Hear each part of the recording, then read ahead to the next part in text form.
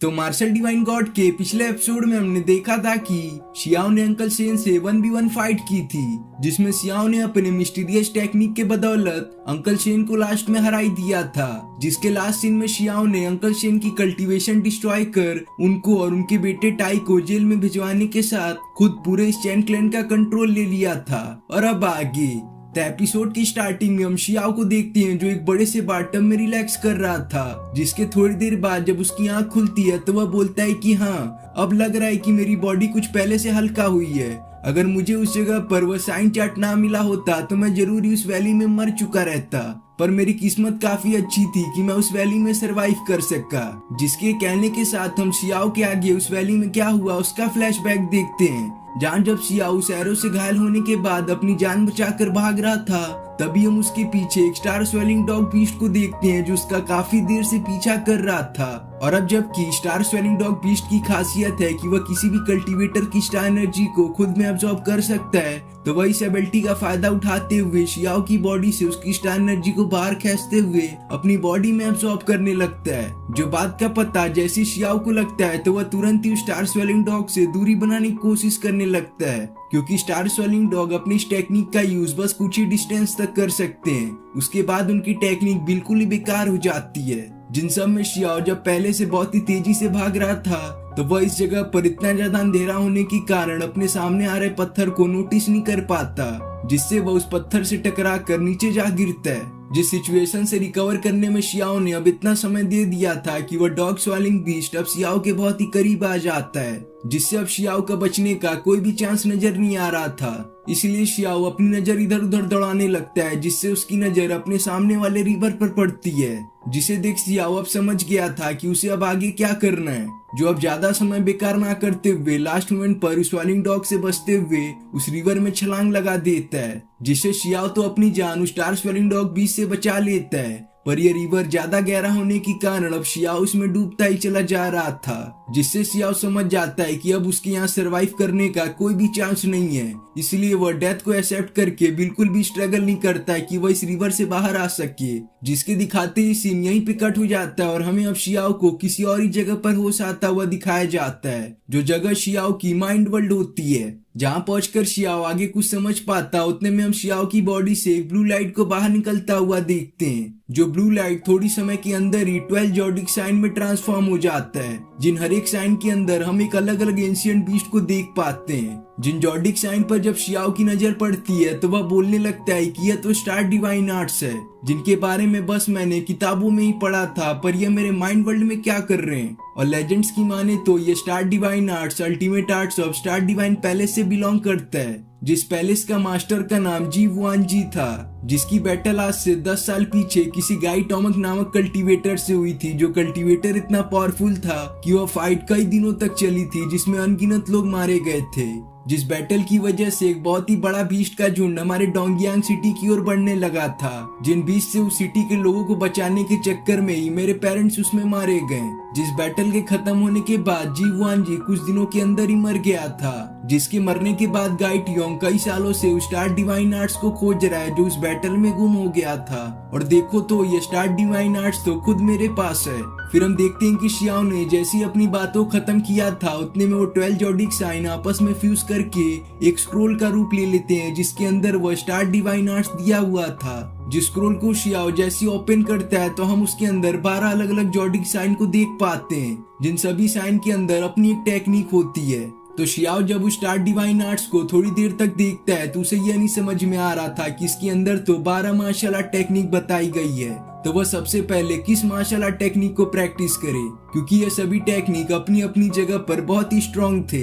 जो बात शियाओ बोला ही था कि हम उन 12 जॉडिक साइन में से एक साइन को एक्टिवेट होता हुआ देखते हैं, जिस साइन के अंदर जो टेक्निक थी वह काफी तेजी से शियाओ की बॉडी में चली जाती है। जिस टेक्निक का नाम सेलेस्टियल मून स्पेल था, जिसका यूज करके ही शियाओ ने कुछ समय पहले अपने चैन क्लैन के इतने सारे स्ट्रॉन्ग कल्टीवेटर को हराया था। जिन 12 मार्शल आर्ट टेक्निक में से शियाओ को बस इसी टेक्निक का मिलने का कारण यह था कि उसके आसपास में जो वो स्टार स्वेलिंग डॉग बीस्ट मौजूद है वह इस टेक्निक का एक हिस्सा होता है। और अगर शियाओ को आगे उन बचे हुए 11 मार्शल आर्ट टेक्निक को प्रैक्टिस करना है तो उसे उन बीस्ट को भी पकड़ना पड़ेगा जो इस टेक्निक से जुड़े हुए हैं, जिन बीस्ट के बारे में शियाओ को ये जॉडिक साइन बताएंगे। जिसके बाद हम देखते हैं कि शियाओ की बॉडी में जैसी ये मून स्पेल टेक्निक गई थी वैसी वह काफी तेजी से इस रिवर से बाहर निकल आता है, जिससे हमें रिवील हो जाता है कि शियाओ ने कैसे स्टार सोलिंग डॉग बीस्ट को अपना एक पेट बना लिया, जो सब शियाओ स्टार डिवाइन आर्ट की बदौलत ही कर सका है। जिसके बाद हमारा सीन रियल वर्ल्ड पर शिफ्ट होता है, जहां पर हम शियाओ के हाथ में स्टार डिवाइन आर्ट्स को देखते हैं। जिस स्टार डिवाइन आर्ट्स को शियाओ देख बोलने लगता है कि अब इसके आगे की टेक्निक बहुत ही पावरफुल है, जिसे प्रैक्टिस करने के लिए मुझे मेरी बॉडी की स्ट्रेंथ को काफी ज्यादा बढ़ानी पड़ेगी। जिसके बाद हमारा सीन दूसरे सेक्ट पर शिफ्ट होने के साथ हमें यह बताया जाता है कि अभी तक 1 महीने से ज्यादा समय बीत चुका है, जहां पर हम 2 गार्ड्स को देखते हैं जो इस सेक्ट की गार्डिंग कर रहे थे। जिन गार्ड्स में से एक के पास किसी की चिट्ठी आती है, जिस लेटर को देखने के बाद वह गार्ड अपने बगल वाले गार्ड को कहता है कि यह लेटर चेंजिन का है, जो अभी इनर हॉल में ही मौजूद होगा, तो जाओ इस लेटर को तुम उसे दे आओ। पर वह दूसरा वाला गार्ड बोलता है, क्या इनर हॉल, इसके बारे में तो मुझे कुछ पता ही नहीं है कि ये जगह कहाँ पर है। जिसकी इस बात को सुनकर उस पहले वाले गार्ड को याद आता है कि यह बंदा तो अभी यहाँ नया है, तो उसे कैसे इस जगह के बारे में पता होगा। इसलिए वह खुद उस दूसरे वाले गार्ड के साथ इस लेटर को चेंजिन को देने को जाता है, जहाँ पर बीच रास्ते में वो पहला वाला गार्ड दूसरे वाले को बता रहा था कि कुछ समय पहले ही चेंजिन ने अभी स्टार बॉडी रेलम पर ब्रेक थ्रू किया है। और मुझे याद है कि चेंजिन जब इस जगह पर आया था तो बस उसकी उस टाइम 8 मेरिडियन ही ओपन थी, पर अभी देखो वो कितना पावरफुल हो चुका है। उसके पेरेंट्स तो बहुत लकी हैं जिनके पास अपना इतना पावरफुल कल्टीवेटर है। जिन बात को सुनकर वह दूसरा वाला गार्ड भी बोलता है कि हाँ, बात तो आपने सही की है, और मैं भी जरूर कोशिश करूंगा कि मैं 3 साल के अंदर स्टार बॉडी रेलम पर पहुंच सकूं, तभी मैं इस इनर हॉल का एक मेंबर बन पाऊंगा। जिसे सुन वह पहला वाला गार्ड बोलता है कि अगर तुमने 3 साल के अंदर स्टार बॉडी रेलम पर ना ब्रेक थ्रू किया तो तुम्हें इस जगह से बाहर निकाल दिया जाएगा। और हाँ, मैंने ऐसी बातें सुनी है कि जो भी बंदा इस इनर हॉल से बिलोंग करता है वह काफी ज्यादा एरोगेंट होता है, जिससे हम पंगे तो ले नहीं सकते, इसलिए हमें उनसे बिल्कुल भी बात नहीं करनी है, वरना अगर हमारी कोई भी बात उन्हें बुरी लग गई तो वह हमें इस सेट से बाहर निकालने की पावर रखते हैं। जो लोग अब ऐसी बातें करते हुए उस जगह पर आ जाते हैं जहां चेंजिन एक मार्शल आर्ट टेक्निक की किताब को पढ़ रहा था, जहां पहुंचकर उनमें से एक गार्ड चेंजिन के पास जाकर उसके लेटर के बारे में उसे बताता है, तो चेंजिन उसे काफी रूडली बोलता है कि तुम यहाँ से चले जाओ, इस लेटर को इस टेबल पर रखकर, और मुझे अब डिस्टर्ब मत करना। जिसकी ये बात सुनकर वह गार्ड काफी तेजी से उस लेटर को चेंजिन के टेबल पर रखकर तुरंत ही वहां से निकल जाता है।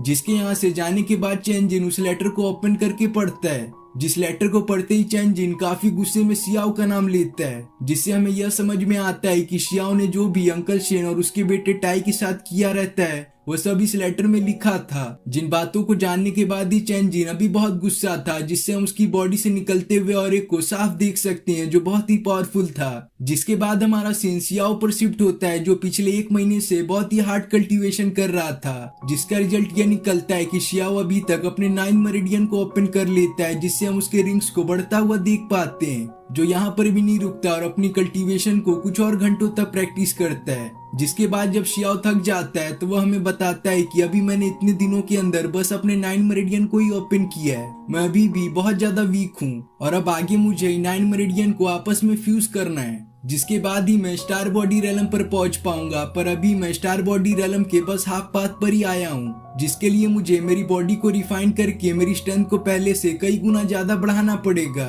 लेकिन यह सब इतना भी आसान होने वाला नहीं है, क्योंकि आज तक बहुत ही कम कल्टीवेटर हुए हैं जो अपनी बॉडी को रिफाइन कर पाए हैं। जिस बॉडी रिफाइनमेंट टेक्निक को अगर मैं सक्सेसफुली प्रैक्टिस कर लूं तो मैं बहुत ही कम समय के अंदर अपने कल्टीवेशन लेवल को बहुत ही तेजी से आगे ले जा सकता हूं। और अब रही स्टार डिवाइन आर्ट्स की बात, तो उसके अगले टेक्निक को सीखने के लिए मुझे उस बीस्ट को ढूंढना पड़ेगा जो इस टेक्निक से जुड़ा हुआ है, जो काम मैं तो यहाँ पर रहकर कभी भी नहीं कर पाऊंगा, इसलिए मुझे इस जगह को छोड़कर जाना पड़ेगा। जिसके थोड़ी देर बाद हम चेंजुन को शियाओ के पास आता हुआ देखते हैं, जिसे शियाओ बोलता है कि कुछ दिनों तक तुम्हें फैमिली के अफेयर को संभालना पड़ेगा क्योंकि मैं कहीं पर जा रहा हूँ। तो चेंजुन शियाओ की इस बात को सुनकर उसे कहने लगता है कि अभी तो तुमने किसी तरह से चैन फैमिली को स्टेबल किया है और अभी तुम कह रहे हो कि इसे छोड़कर तुम कहीं जा रहे हो। जिसे सुन शियाओ कहता है कि हमारे फैमिली में जो टेक्निक मौजूद है वो काफी ज्यादा वीक है और अगर मुझे स्ट्रॉन्ग बनना है तो मुझे हायर क्लास के टेक्निक सीखने पड़ेंगे जो मुझे यहाँ पर कभी नहीं मिल सकते। इसलिए मैं तो चला डोंगयांग सिटी